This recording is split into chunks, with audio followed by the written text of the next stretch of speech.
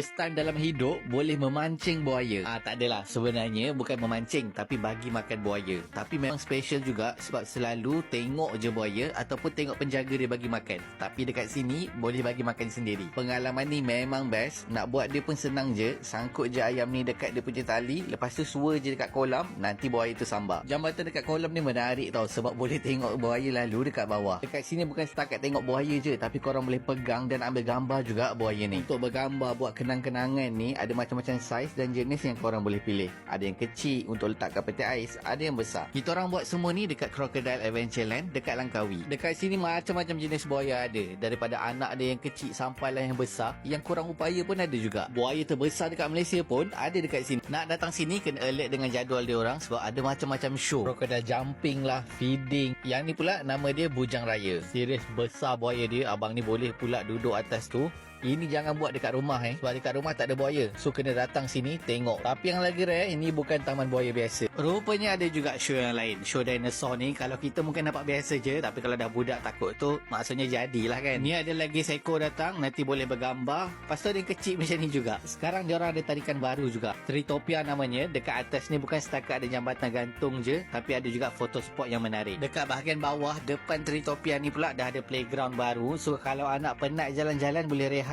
main dulu dekat sini. Dekat kawasan playground ni walaupun terbuka tapi ada banyak pokok keliling, so ada shade sikit lah, tak adalah panas sangat. So kalau ke Langkawi jangan lupa datang sini. Nama je Crocodile Adventureland tapi dia ada lebih daripada buaya.